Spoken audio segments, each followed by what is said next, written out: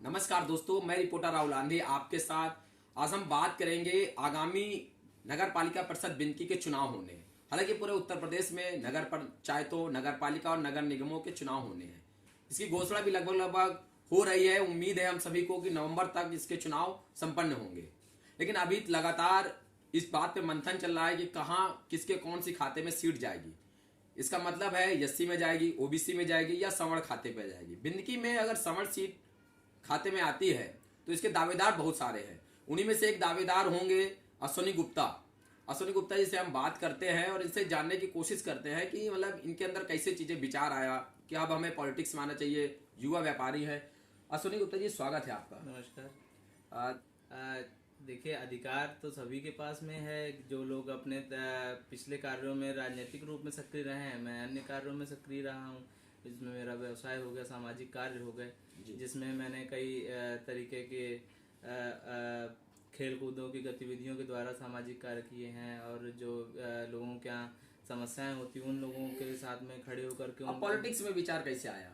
Politics का विचार एक तो तमाम सारे साथीगण जो हैं वो उत्साहित करते हैं कि नहीं, जो आप युवा हैं अपने तरीके से आप चीज़ों को अच्छा कर सकते हैं। उन्होंने मेरे कार्य करने की शैली को देखा हुआ है। उन्होंने समझा हुआ है कि नहीं, मैं जिन कार्यों पे उतरता हूँ उन कार्यों पे अपनी 100% कोशिश करता हूँ कि उनको अच्छा करके दे पाऊँ।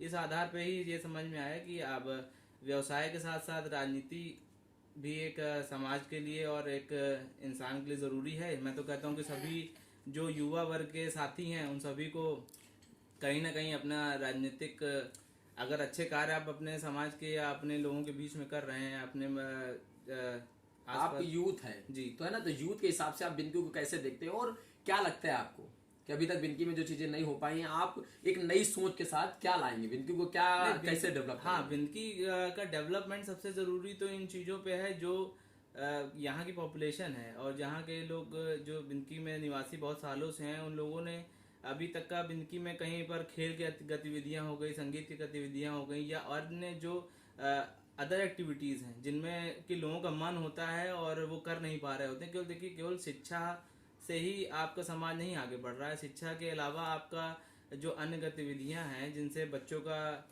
विकास होता है, वही चीजें हर एक परिवार के लिए जरूरी हैं। और नगर पालिका एक पारिवारिक मूल्यों को बढ़ाने की जगह है जहाँ से उनको सुविधाएं मिलती हैं, तो लोगों का यहाँ पर अच्छा वातावरण मिलता है। वार्ड जो होते हैं, जो आपके नगर पालिका का क्षेत्र होता है, वो इन्हीं चीज़ों पे काम करता है। तो मुझे लगता है कि जो एक्टिविटीज़ और जो जगहें खाली पड़ी हुई हैं जिन पे कुछ इस तरीके के कार्य होने चाहिए कि जैसे बिनकी की समस्याओं से आप अवगत हैं? हाँ, बिनकी की समस्याएं तमाम वर्षों से जो है वो एक तरीके की ही चली आ रही हैं। कुछ बताएंगे आप? दो चार समस्याएं जो प्रमुख समस्याएं लगती हो बिनकी के, जो विकास में बाधा उत्पन्न करती हो। उसमें तो सबसे मेन चीज ये है कि जो हमारा ललौली बांदा क्षेत्र एरिया रोड गया हुआ है, ये इसके जो गड्ढे हैं और इस पे जो भारी वाहन चलते हैं, सबसे बड़ी समस्या ये है। और बाईपास जो अभी नहीं चालू हो पा रहा है कई वर्षों से, वो एक विषय है। और उसके बाद में जल भराव जो समस्या है और गंदगी, जगहों पे प्लॉटिंग हो चुकी है लेकिन उन जगहों तक अभी तक सड़कें नहीं पहुंची हैं। तो लोगों ने प्लॉट लेकर के मकान बना लिए लेकिन वो आज की डेट में अपने घर के बाहर तक पहुंच नहीं पा रहे हैं। ये मुझे प्रमुख कारण समझ में आते हैं बिनकी में। एक मीसा आर्या जी हैं, उन्होंने लिखा कि बच्चों खेलकूद का मैदान नहीं है जी। तो आप इस विषय को कैसे देखते हो? अगर आप ये आगे चल के अगर आप मौका मिले तो कैसे बनाएंगे? अच्छा विषय है कि बच्चों के खेलकूद के लिए कोई मैदान नहीं है, क्योंकि मैंने बचपन में बहुत क्रिकेट खेला है। तो इसके लिए मुझे भी कई बार महसूस होता है कि अब मैं क्रिकेट नहीं खेल पाता हूँ। और यही चीजें अन्य बच्चों के पास में मोबाइल आ जाने की वजह से कहीं ना कहीं कुछ बच्चों को भी सक्रिय होना पड़ेगा कि अपने तरफ से कुछ छोटे मैदान से भी बच्चे खेलना शुरू कर सकते हैं। खैर, रही बात अपने बिंदकी क्षेत्र की, तो इसके लिए तो कार्य करना ही चाहिए। जो भी जनप्रतिनिधि हैं, चाहे सांसद महोदय हों, चाहे विधायक महोदय हों और चाहे नगर पालिका अध्यक्ष लोग जो हों, वो भी अपने तरीके से कोई ना कोई छोटे से छोटा मैदान भी उपलब्ध करा सकते हैं यहाँ की जनता को। तो ये विषय सबसे जरूरी अच्छा विषय है जिसमें मीसा आर्या जी ने बात करी। तो देखिए, बिनकी की तमाम सारी समस्याएं, मैंने कई लोगों से बात की, उन्होंने लगभग 10-15 समस्याएं, जेन्युइन समस्याएं दी जी, जो अब तक हो जाना चाहिए। हाँ, आप 20 साल से 30 साल यानी 10 साल की उम्र में आप समझदार हो गए, है ना जी। तो आप पिछले 10 सालों में क्या परिवर्तन देखते हैं बिंदकी में, और क्या अभी तक आज भी मूलभूत समस्याओं से बिंदकी जूझ रही है? परिवर्तन बहुत सारे हुए हैं। जो समस्याएं थी पहले की, स्ट्रीट लाइटें नहीं होती थी, वो अब हैं।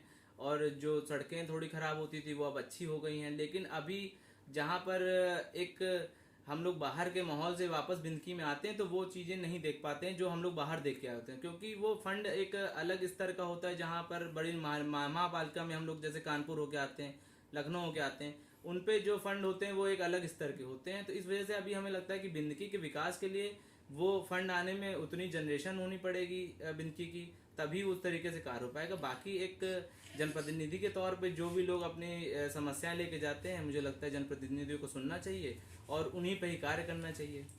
दोस्तों, ये हमारे साथ थे अश्विनी गुप्ता जी। आगे चल के चुनाव पे सक्रिय होना चाह रहे हैं और लगातार इस पर कोशिश है, इनकी चर्चा थी कि ये भी आगे चल के चुनाव लड़ने की इच्छुक है नगर पालिका परिषद का।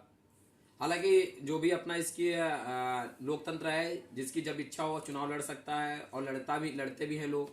लेकिन क्या अलग कर सकते हैं, और भी जो हमारे जो दावेदार हैं, अन्य अन्य लोग हैं, उनसे भी कोशिश करेंगे, बातचीत करेंगे, उनसे भी कुछ अलग मुद्दे के साथ बात करेंगे। बिंदकी की तमाम सारी जो समस्याएं हैं तो कैसे वो लोग देखते हैं, अगर मौका मिला तो कैसे दूर करेंगे, ये चीज़ों पे साथ अन्य लोगों से बात करते रहेंगे। धन्यवाद।